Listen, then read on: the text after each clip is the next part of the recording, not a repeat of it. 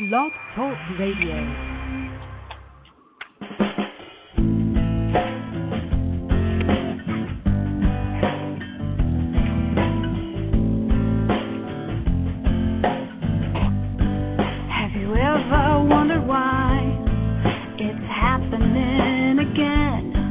Welcome to MindShifters Radio with your co-host, the Forgiveness Doctor, Dr. Michael Ryce, and his wife, Jeanie. Michael and Jeanie share with you the wisdom of the ancient Aramaic internal process of forgiveness. They offer tools and support 5 days a week. They will support you in building a solid foundation within yourself to live in pure love. In Aramaic, Rakhma. Michael is the author of So Why Is This Happening to Me Again? For more information on Michael and Jeanie, please visit www.whyagain.com. And now your co-host, the Forgiveness Doctor, Dr. Michael and Jeanie Ryce.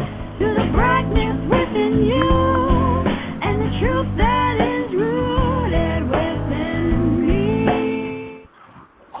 Hi, and welcome to MindShifters Radio with the Forgiveness Doctor, Dr. Michael Ryce. And today is Memorial Day 152. And there's a lot of racket going on the radio here. Our apologies. Hopefully it'll quieten down here shortly.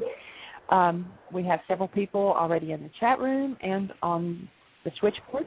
Our calling number is 646-200-4169. Give us a call. We'd love to have your comments and questions. Hi, Michael.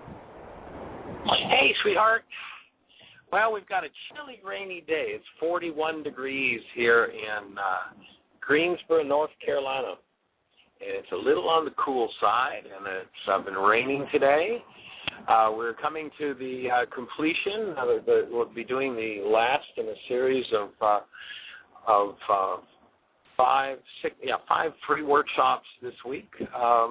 This evening, if you're in the Greensboro, North Carolina area, come and join us for Codependence to Interdependence. That will be a free open workshop tonight at Unity of Greensboro. And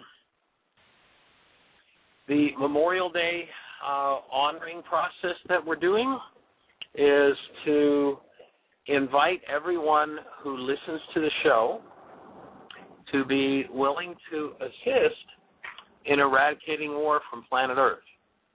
Once you get the idea that reality is internal and that what you're experiencing and what you're feeling all the time comes from inside of you, and that if it looks like pain or trauma, sadness, grief, fear, hatred, rage, vengeance, the game is to stop blaming everybody else for what's going on inside of you and to begin to be responsible. And as you choose to be responsible, you have the opportunity to remove all of those aberrant energies, all of those energies that never belonged in your human physiology in the first place. The tool for doing that is called forgiveness. And we're here to invite you to be willing today to look at one issue, just one a day, one issue where you have some form of irritation or upset that you're probably blaming somebody else for, and to be willing to forgive. And forgiveness doesn't mean I'm going to let them off the hook for what's happening inside of me. Forgiveness is the technology. It is the Aramaic tool for changing the content of your mind. And so if you are interested in supporting that process of removing war from planet Earth, look at something, the smallest irritation, the smallest upset, and be willing to forgive that. And if you're not familiar with the conversation we're having about forgiveness, the how-to of forgiveness, then we invite you to go to our website, www.whyagain.com. And on the right-hand side, you will see a link that says Download Worksheets. And that link will take you into a section where all of the worksheets that we do for everything that we do are stored there. But the first 4 links in particular will give you the whole story of the forgiveness process, how to remove what never belonged from a human system. And so we're here to support you in that process. As you download the tools, as you put them to work in your life, we're here to answer your questions, and we're here to be the space of healing and support for you. So if you have any questions, We would love to hear your voice on the phone. It always makes the show more interesting when someone has a question and thought, even if it's a disagreeing thought with something that we're saying. Let's see if we can come to an understanding in relationship to each other for how this process of forgiveness works and how to change the dynamic of hostility and fear on planet Earth. Again, our call-in number, 646-200-4169. We'd love to hear from you. Jeanie, do we have any callers? Or do we have We do. We have a Skype caller.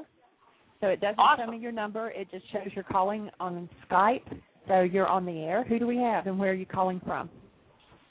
Hi, this is Sherry in Texas. Hi, Sherry in Texas. How are you? I'm wonderful. Awesome. Glad to have you on the show. How can we support you? Well, I'm having issues. Not issues, but I'm trying to change my energy and get into higher vibrations on a relocation, and I want to see what your thoughts were about that. Can you just the connection isn't too strong with the Skype connection there? Could you say that again, but just a little bit slower, and I think I'll be able to keep up with you. I was looking to see what you saw around my relocation. I think that the show that came before us with Carol Guy really does and works with readings as such. Our show is a little different with MindShifters Radio. What we're looking to do is to support people and empower people in the process of forgiveness. That is, removing the blocks that prevent full experience and full expression of our true human lives, which in this work we define a human life by holding a newborn child. And, of course, then we know exactly what a human life is. Well, thank you so much. I appreciate it. Sorry I wasted your time. Oh, no problem. No waste of time at all. Delight to speak with you. Jeanie, do we have any other callers? Is Dr. Tim with us? Is David with us? Dr. Tim is with us. David is not. And there's several people in the chat room, but they're all just listening, saying hi. And there's several people already on the switchboard, but nobody has their hand up. So if you call in and you want to talk to Michael, please press 1. And that lets me know you want to talk, and I'll put you in queue. Otherwise, yes, Dr. Tim is on. Hello, Dr. Tim. How do you be today? Hello, Michael. Hello, Jeanie. I'm doing quite well, thank you. I trust you're both well. We are. We are. A little on the chilly side here. I imagine Chicago's getting a little cool, too. Yeah, we've got about 40, 45 when I got up this morning, and it might make it up to 50 or 55 at the most. Well, you're doing better than we are because it's only 41 here right now. Oh, wow. Well, we had a chat that was continuing after yesterday's show related to the nature of reality. Aha. And there was someone who was having quite a bit of difficulty discerning what you're trying to describe as reality versus external reality or actuality. And so I think that'd be a real good topic to explain a little bit more. Perhaps we could get that person to call in. That would be awesome. So if you're out there, if you're listening, and you remember our chat yesterday at the end of the show, and it continued for quite a few exchanges after the show was over, because they said they were really having a hard time grasping what you mean by reality. So, cool. I think the essence of it was that this person vacillated between feeling that she had more power to change external reality than she was able to do yet, and that if she did some kind of inner work or raised her vibration, then she would have even more power to change external reality. And I kept trying to get her to see that, as you use the term in this work, it's about my internal experience within my mind based on whatever gets stimulated externally or internally. So maybe you could talk about that a bit. Awesome. Well, perhaps what we could do is start out with the example. Last night our workshop was healing through relationships. And the opening point of healing through relationships, basically what I do is I draw a flat line on the board, and I put a half circle above it and then two smaller half circles inside of it. And I ask people to describe what that is. And one person will say, well, it looks like a two-door igloo. And another person says, no, it looks like two holes in a mountain, two train tunnels. And someone else will say, well, no, it looks like Kilroy peeking up over a table. And someone else will say, no, it looks like a Volkswagen. One lady last night who was a little bit rotund came to me after the workshop, and she looked down over her breasts at her belly and said, well, what I see is up on the board is this. And so it's kind of funny. But anyway, in any case, everybody calls everything that's out there something, but the something that they call it is really something that's firing in their own brain cell structure. And I like to point out that let's imagine we go back to 1500. And in 1500, if we drew those lines on the board, is there one person on planet Earth that would look at those lines and say, that's a two-door train tunnel? And, of course, in 1500, seeing as how trains were not around, no one would say that was a two-door train tunnel. So what we're looking to do is to recognize that the actual world is a framework, and the world teaches us that when we look through our body's eyes, or so-called body, when we look through our body's eyes, we're looking at what's going on out there. And the truth is, you're not looking at what's going on out there. The person who looks in, the truth of the statement, or pardon me, the lines on the board is that they're just lines on the board. They're not a train tunnel. They're not a two-door igloo. They're not Kilroy. They're none of those things. All of those things are simply realities that are structured in the human mind. So what we want to do is recognize the difference between reality and actuality. And as we distinguish between reality and actuality, we get to start to see that the output of our mind is not always true about what's going on out there. Sometimes it is, but a lot of times it's not.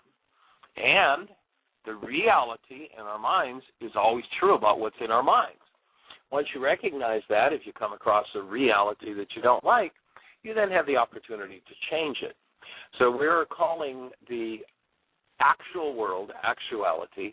And then, if you've ever been in a courtroom and watched 6 different people testify about an accident, you wonder if any two were at the same accident. How did that happen?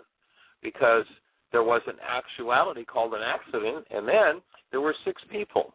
And the person who, let's say, for instance, had a prejudice against women drivers, he clearly saw the woman run the red light, even though the woman was stopped until the light turned green, and et cetera, et cetera. Each one has their own reality. So we're always looking at the output of our minds. And the output of our minds has a tremendous impact on the external world energetically. I had the opportunity about 30 years or so ago to do some work with an awesome gentleman named Marcel Vogel. Marcel was a 23-year senior scientist from IBM, and Marcel had the instrumentation in his laboratory with which to take a picture of the high-energy waves that leave the mind when we take a thought. And so while a lot of people are busy trying to manipulate actuality and get it to change and get it to be different, they don't realize that it's a product of what's going on inside of them, that what comes to them and what happens around them in actuality is summoned by the realities and the frequencies that are held within. And the place where we have absolute choice is over those frequencies that are within. And the whole idea of the forgiveness process is to collapse the frequencies that are within that produce the pictures in the world that we see so that we can more and more come in touch with the actual world as it's created. And an interesting thing to note, for me at least, is that if you look down through the ages at people who've stopped battling the external world for a while, gone inside and looked at reality, started to break down their painful realities, what you'll find is every one of them came to the conclusion that what surrounded them was love. and that what they were made of was love. And that what the universe is based in the active presence of love. Yeah, give me just a second, sweetie. So what the universe is based in is in the active presence of love. And when we recognize that and start to harmonize with that, everything inside of us and outside of us changes right down to our so-called physical chemistry. Jeanie. Go ahead, sweetie. Jana says that it's very confusing, and she says she doesn't feel safe enough to be on the call. But it is all just firings of her brain structure. At some point, you have to know that everything is just a bunch of energy bouncing around, and we as a group have agreed to see certain things. But who is to say that one person's reality is more real? So that's what. So I think there's still a little bit of confusion. There is something real out there. It's actuality. Yeah. So my first question would be, Jana, would be, how does it look like your life to be in confusion? The fact that around this issue there's a lot of confusion tells me that there's a good chance that confusion's been a pretty predominant thing in your life, that this isn't the first time you've been confused. And so cleaning up, when we get into the Why Is This Happening to Me Again workshop, we look at the forgiveness process, and we point out that forgiveness has nothing to do with letting other people off the hook for what's going on inside of you. It's how you change what's going on inside of you. And that when one starts to forgive, one is going to go through a healing process. And the healing process will happen on 3 levels: physical, mental, and emotional. On a physical level, healing is going to look like, and that is, in healing, we're talking about getting to the point of the direct experience of truth. On a physical level, it's going to look like any kind of physical symptom you've ever had in low energy. On a mental level, and here's a key thought for you, on a mental level, it's going to look like any kind of negative thought you've ever had in confusion. Your confusion is going to surface. That's part of the process of healing. So if I hold something that's not true and I become willing to look at and to love truth enough to let it in, then the resultant energy is going to be confusion as I clear up what's not true in my mind. The world has taught us a whole pack of lies. You look through your eyes and you look at the other guy, and the other guy's the reason you're angry, and the other guy's the reason you're afraid, and it's all that person's fault that this happened, and it's all that person's fault. And one of the things I love to point out is if you've been through a particular painful reality 87 different times with 42 different people, notice you were the only one that was there every time. Your realities are about you. Now, if you've been taught that they're about everybody else, there's going to be mass confusion when you start cleaning that one up. And you go, oh, I've been through this 87 times with 42 people. This is about me. There's going to be a conflicted energetic pattern between the old belief that's probably been going on for 1,000 generations, that it's all their fault, to coming in to recognize that, no, it's not my fault, it's just my responsibility. This is something inside of me, and when I recognize that, I have the opportunity to change it. So confusion is a natural part of going to the next level of truth. And one of the reasons why a lot of people don't love truth and don't want to go to the next level of truth is because they don't want to face that confusion in them. They've been taught that if they don't know, then there's something wrong with them, or they're a failure, or whatever, variations on the theme you can imagine. So I'd support you in just letting yourself be with the conversation, and ultimately, if it doesn't make sense, throw it out. But let yourself be with it. Let yourself embrace that confusion and go, am I just undoing some false ideas in me? And those energies of thought and belief are frequencies that, when they conflict, create confusion. So I hope that makes some sense. And we'd love for you to call in. There's no need for anybody to be perfect if you choose to call in. We'd love to hear your voice anyways. Go ahead, Jeanie. Okay, I think there's still a little bit of confusion there. She says, it appears you're saying that if you have a negative reality, it's not real, but you have a positive reality, it is real. And who judges that? What if the positive reality is not real either? So, Jana, let me give you an example. One of the issues that I've worked with for years is that I'm not worth listening to, that I'm not worthy, I'm not good enough, or whatever. And so I've done a ton of worksheets on that. And we did a MindShifters Still Point Breathing workshop one time, and we were actually in Las Vegas, and it was this year. And I put my input in just like I'm doing right now. This gentleman was in process, and I was giving him, my input and everything. And then we took an intermission in a little while for lunch. And during the intermission, this lady came up to me, and she said, "Can I speak to you privately?" And so I said, "Yeah," and we went into another room. And she says, "Did you notice that when you were giving that man your input, that he wasn't even looking at you? He kept his eyes on Michael the whole time, and he wasn't paying a bit of attention to you. Doesn't that just irritate you?"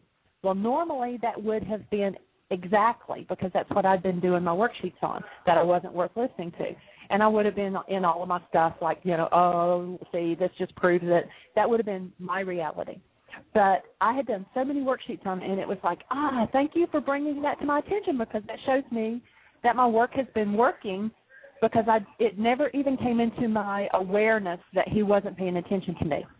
So what was actuality was we were all in the room, and I was giving my input, and he was sitting there not listening. That was actuality. Reality was I was okay with it. It was like I was still giving my input, and I was not emotionally attached to the outcome of it. And so that was my reality. Everything was cool, and it was okay, and I was offering him some information. This other lady's reality was how awful this is that he's not paying attention to you. I offered that she probably needed to do some worksheets on that issue too, because if it had not been an issue for her, she would have been like me and just been an observer and just been like, okay. So there was actuality, what was really going on in the room, but then we each had our own reality in our mind of what was going on. For me, it was just okay. I was offering information. And for her, it was like, he's not paying attention. For him, he was probably like, I could project here. I'm not going to listen to this woman. I'm going to wait till Michael tells me something. Michael was probably sitting there going, okay, listen, Jeannie's got some input here. So everybody had a different reality going on in their head.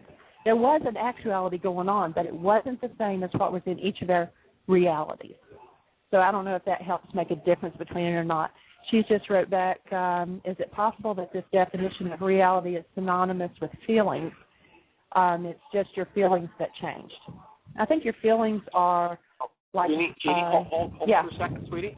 Jeanie, sure. Before you go on to that next spot, let's stick with your example, because that's a really awesome and powerful example, and an issue that you've had, and if you don't mind me sharing, there was a point where Jeanie, she does sign language, and she was teaching in her church, and there was a group of women that she'd had an ongoing church Bible class with, and a man who was retarded. He was an adult, about 30, if I remember correctly, but had the mentality of about a 15-year-old, came into the class. And the church forced her to stop teaching, because a woman wasn't allowed to teach a man. And so, as I have observed, Jeanie had an insecurity about what she had to say. And as she's saying that, so that would be a reality generated by her brain. And having worked through that and coming to a point of connectedness, self-approval, and security, like what this guy did with it wasn't her problem. It didn't resonate any reality of insecurity in her. It did resonate the reality of an insecurity in one of the other women that was there. And so, to me, that's a really excellent example of the difference between reality and actuality. And when we recognize that everything output from our mind is just our own reality, you recognize that the mind can only give you its best approximation of what's going on in actuality. You can never get an experience, a direct experience of actuality through your mind. And another one of the tongue-in-cheek lines I love to share with people in the workshops is, in order to truly experience the actual world as the Creator created it, you got to be out of your mind. You got to be willing to let go of that thing and stop trying to figure it out and begin to live as a human being. And as you live as a human being, you can have a direct interaction and a direct experience of actuality. Any reality that shows up in your mind may be accurate about actuality, but it will never be actuality. It will just be your mind's interpretation of that thing, whatever it is. So the difference between reality and actuality become important to distinguish. And the main actuality that we're working to get people to get in touch with, because the body's mind, it can do all kinds of arguments and stuff and go round and round in circles and confusion forever. The actuality that we're looking to get each person to experience is you are an awesome created being made out of the stuff called love. That's the truth about you. That's the actuality of you. And what we're looking to do is to support each person in collapsing the realities presented by the database, by the mind, so that you get to experience the truth of who you are. I think it was St. Augustine that said, what you're looking for is what is looking. So we're working to get you to experience who you are as that awesome being of love. When you do that, the whole discussion of reality, actuality, and all that stuff becomes relatively irrelevant. You know who you are. You function as the awesome presence of love. And that becomes the number one order of business. So go ahead, Jeanie. I don't know why this came to my mind, but here's another example of actuality and reality. When I was growing up, I can remember as a little bitty kid, we had this mimosa tree in the yard.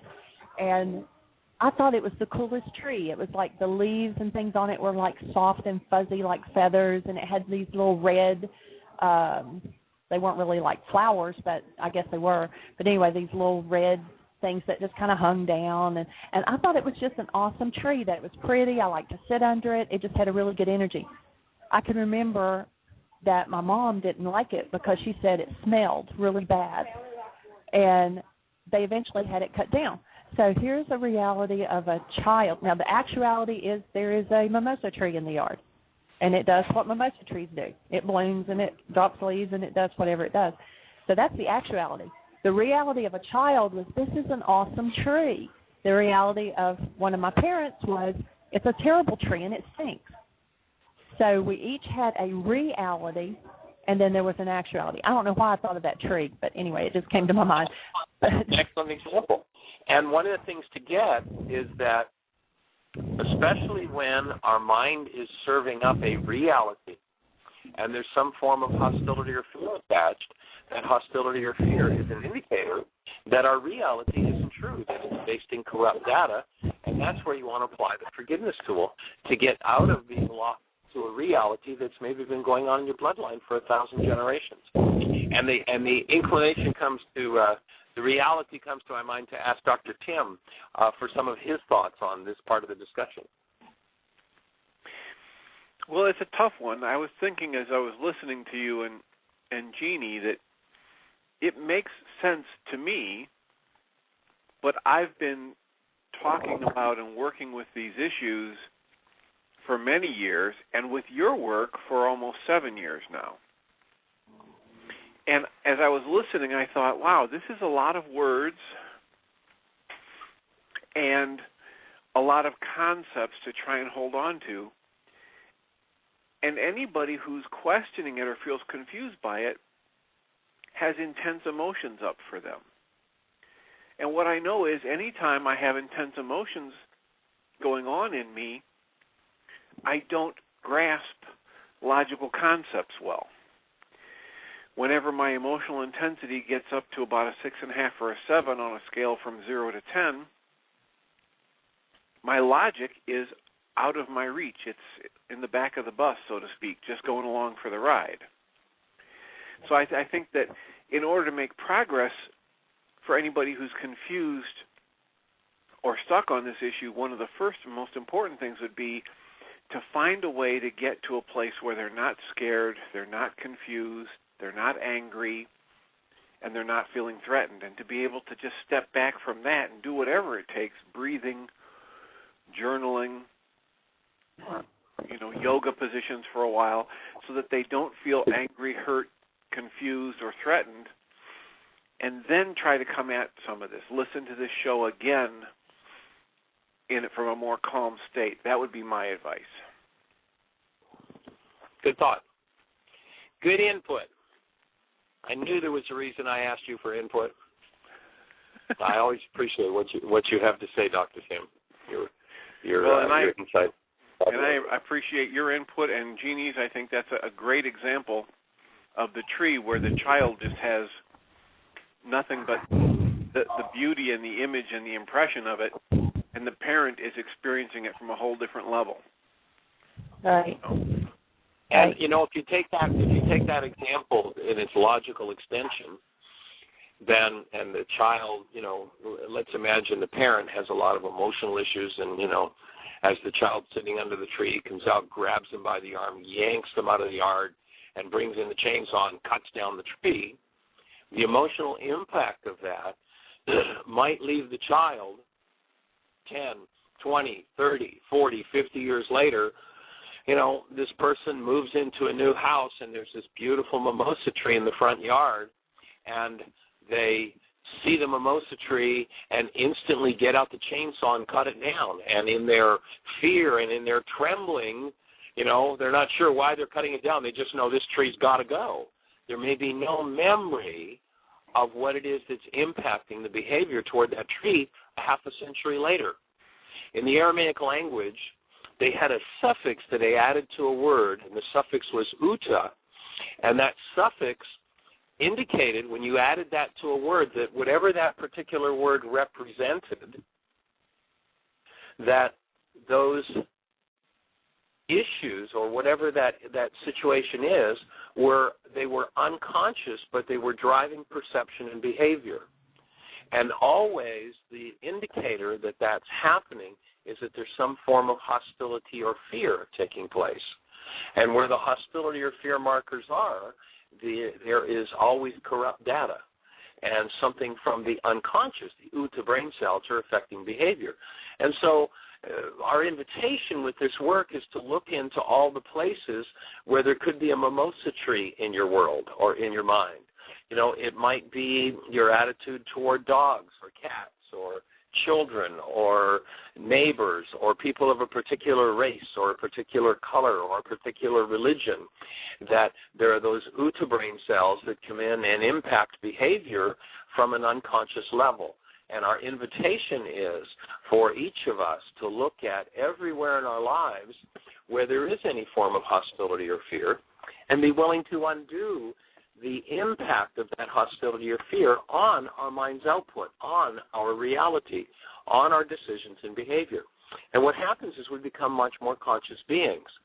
And when we remove hostility and fear from our physiology, we become the space that removes the cause of war, because all war, I would offer, is caused by latent or unconscious UTA brain cells holding hostility and fear when one refuses to access and deal with those things.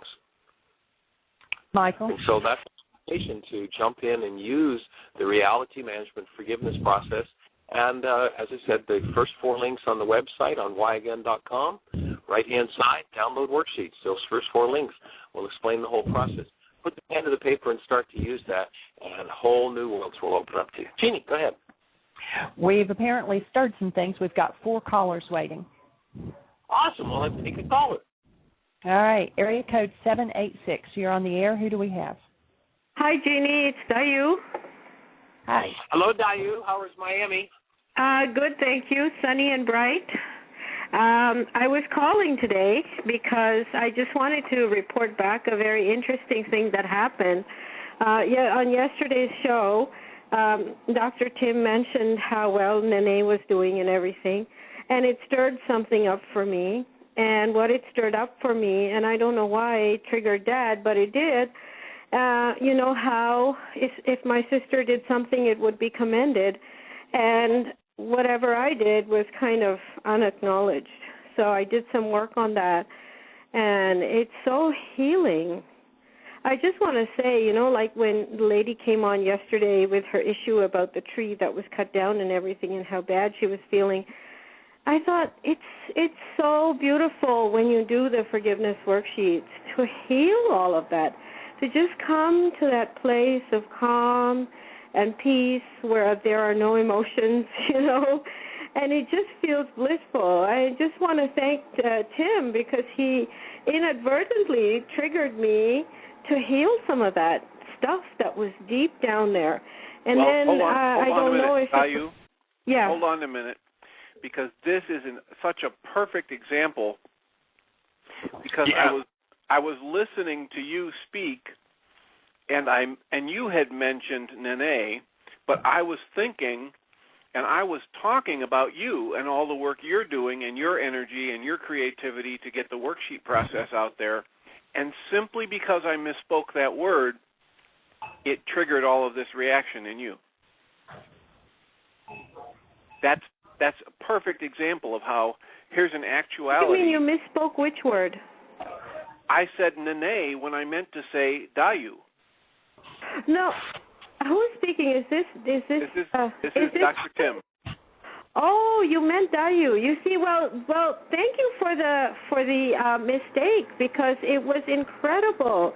It was such a good thing that it happened, because I needed to go in and feel that hurt and release it, And I'm so glad I did, because my sister had called the other day, and she spouted off about certain things that were bothering her.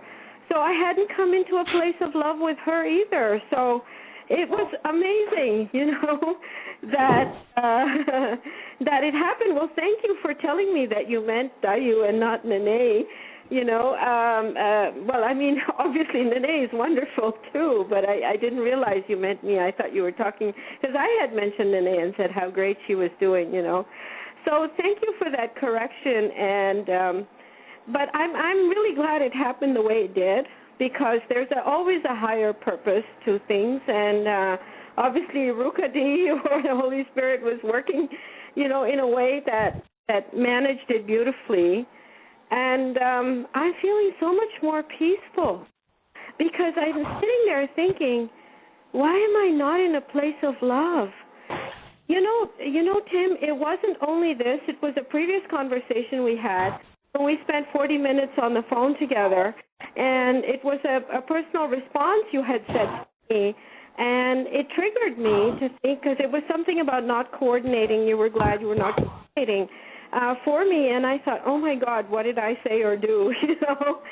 So it brought up some stuff for me I needed to clear. So I just want to thank you all around. It's been amazing. I'm grateful that I had you to speak to one-on-one. I'm grateful this happened yesterday, because it cleared out stuff that needed to be cleared out, Well, I want to congratulate you for picking up the tools and using them, because those same things happen to many of us all day, every day, and we don't pick up the tools and we don't use them, and so the congratulations is to you. Honestly, I'm just looking at doing this work even when I'm working with clients. I see them as a tool for me to heal myself. I see that what I see in them, I keep questioning, what is it? Why have I attracted this client into my life? What is it that bothers me about them? I hunt for things like that so I can go out there and clean out my own psyche, And I think that's probably why Project Momentum has had its momentum from my side, because for me it's just been a self-healing tool. That's awesome. And Dayu, one of the other things that I would invite you to do is I would invite you to listen to yesterday's show again in the archives. Okay. And what you'll find if you listen with different brain cells, and because you're not used to being acknowledged, you may not have those brain cells fully developed yet, or you're used to the acknowledgement going somewhere else. My reality, and of course everybody's got a reality, my reality was that you received beaucoup acknowledgement, like all kinds of acknowledgement for what creativity you have. So I'd invite you to listen to that show again. And also, it's another good example. I definitely felt it when you were talking about it, Michael, and so on. I definitely felt it. But when I got triggered not by what you said. I was really high on what you said. It was what Tim said that then triggered me back to a space of. It was not just yesterday's talk. It was our previous dialogue. So it was the combination of those And I thought, why is Tim triggering Dad for me, you know? And I thought I better heal this. You know, because we need to be in a place where we're honoring our parents. So if somebody's triggering Dad, that's a big gift, you know? Another I will definitely go back. I did feel very acknowledged, Michael. I want to tell you, I definitely did. It was right at the end when that comment happened that I got triggered. Cool. Well, and there's another piece of the puzzle that I'd like to add in here for Janice on the chat room about reality and actuality. And this is just, to me, is another example of how realities shift. And that is that I can remember a time, Dayu, if you don't mind me sharing it, when we first met, where when something would come up for you, you would not be interested in looking at it, you would not be interested in dealing with it, and you'd kind of be lashing out. And that was a reality in response to, you know, things that happen, in response to certain actualities. And notice the shift that's happened for you in your reality structure. Here, somebody triggers something painful for you, and instead of any kind of lashing out, you go, oh, great, here, I have another piece of work to do. Thank you for telling me that. It wasn't so much great at first. Difference in reality. Yeah, what I have to add is I really second what Tim says. And what you were saying about initially my not being willing, I don't think it was not that. It was that I'm not willing. It was just that I was overwhelmed that the emotions that were getting triggered, as Tim says, when they go above a certain range, your logical brain is not available.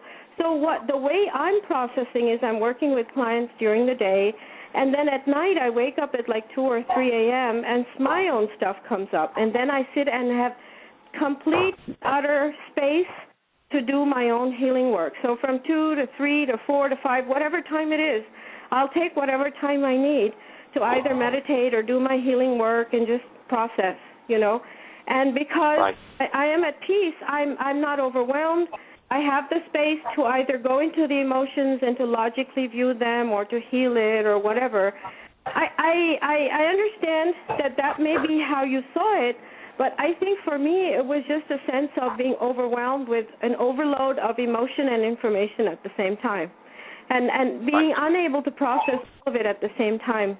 But my intention even then was always to focus on healing whatever it was that was getting in the way. It was just too much of it at one time. You know, I think now I've had a little bit more space to do it without feeling overwhelmed. It's easier to say, okay, I'm going to look at this now. Hello, Dayu. Please stop. Hold on. I don't want to get too far away from the point. And there's a lot of conversation coming in that covers the point. However we categorize it, the point I'm making, and it's another acknowledgement of you, is the shift from a reality where however we language it, whether it was because of overwhelm or resistance, whatever it was, you weren't thanking people for bringing things up for you. And what I'm pointing out, for Janice's sake, who's in the chat room asking about the difference between reality and actuality, what I'm pointing out is notice the shift in reality, that you are in total appreciation for the fact that Tim said something that triggered your father and brought things up. Right. I thank you for the acknowledgement, and thank you for pointing that shift out. Yes, that's true. I have shifted and that's what time. we're working on in this show, is the difference between reality and actuality. Okay. And, you know, all kinds of realities happen for everybody. And when we don't want to be responsible for them, we want to blame somebody. When we choose to be responsible, we thank people who show us the ones that are of a lower nature so that we can get to throw them out. And, of course, throwing them out is the forgiveness process. So, awesome. Thank you, Very Mike. cool. Absolutely delighted to be on your team and to have you on ours. All right. So, Jeanie, how are things moving in the chat room? Are there comments? We have 3 more. We have 3 more callers. So let's get them. Area code 607. You're on the air. Is this Richard? Yes, it is. How is everybody today? Hey, we're good, Richard. How are you, sir? Doing fine. I just wanted to comment on the actuality, reality situation based on my recent experience with an encounter with a non-being mind. and certainly feel free to correct me if I'm not seeing this the way I should. This person had come to the conclusion that he was being fired. In reality, or in actuality, everybody around him was trying to help him, but in his non-being mind, all he could see was he couldn't hear that people were trying to help him, trying to get him help. And in reality, the disintegrated mind completely wiped him out. It's just it's a perfect example of what you talk about, the fear-based mind not hearing what other people are trying to tell him. It was so, I mean, although it was shocking to everybody to what occurred, but the fact is, it was a perfect example of what you talk about, the non-being mind, that fear-based mind, not their reality.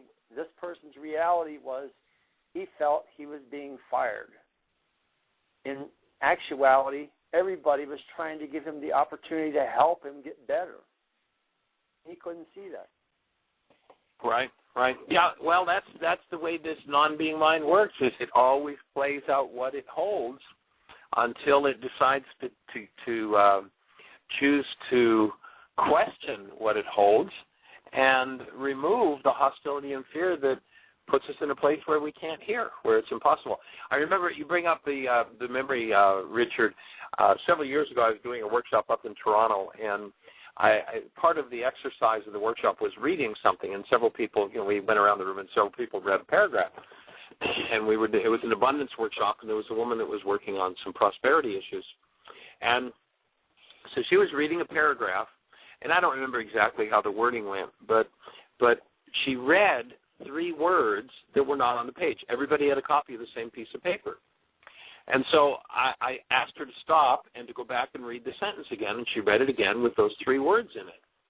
And I asked her once again to go back and read that sentence, and then by this point, everybody's kind of looking like, how is she doing? And she pointed with her finger to the words that weren't on the page and read them, the words that weren't there. That's how powerful the hallucinations can be when hostility or fear is at the root of our perception. And for her issue was fear around abundance issues. And, I mean, she literally pointed to the words on the page, and the words weren't there on anybody's page, hers included. So this reality generation machine can trick us into all kinds of things until we start to suspect, there's hostility or fear here. What this thing is telling me is from corrupt data. It's not true. Now I can start to work toward truth. So thank you for that input. Yes, it's a great example. Appreciate you, Richard. We'll look forward to seeing you next summer. Have a good one. Take care. All right, blessings. Take care. Jeanie? Yes, area code 517. You're on the air. Who do we have? Hi, this is Tony. Hi, Tony. Hey, Tony. Welcome to the show. I kind of wanted to get you to talk a bit about how we deny ourselves from seeing actuality. Like you were talking about how fear and those kinds of emotions are signals that we're experiencing non-actuality. And you were just now talking about how the mind tricks us into not seeing actuality. So how do you discern the difference if you're actually suppressing and denying the fears that are there? There will be a marker, and the marker will be that there's some form of hostility or fear. That's the indicator that the mind is stuck in an hallucination, and it's hallucinating a reality that it's laying on top of the actuality. Can I just interject an example just to kind of clarify what Sure. Let's say I'm using TV as a way to deny, while I'm watching TV, I'm not feeling any fears or hostility going on. But it's still me denying the fear and hostility that's there. So I guess that's kind of where I'm talking about how the mind will distract us from actually experiencing the fear and hostility. Right. Now we're talking about the use of drugs. Right. And to me, my definition of a drug is that, or an addiction, is that it is the compulsive use of any person, place, circumstance, or activity to keep from feeling, hearing, and following my guidance, or to keep from feeling and communicating about my pain. And so something like television, compulsively used, becomes a drug. And as you begin to let go of the use of the drugs, then you'll find yourself in a much clearer place to see truly what's going on in your world. So I guess my question is, how do you recognize when you're using something as a drug?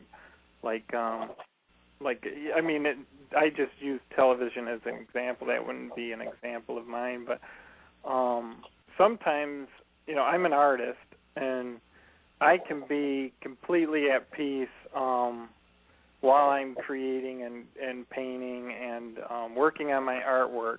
And then there's times when I feel like, am I just using this as a way to kind of escape from fears that I might be having about actions in life that I should be taking, or are you following where I'm kind of going? I am.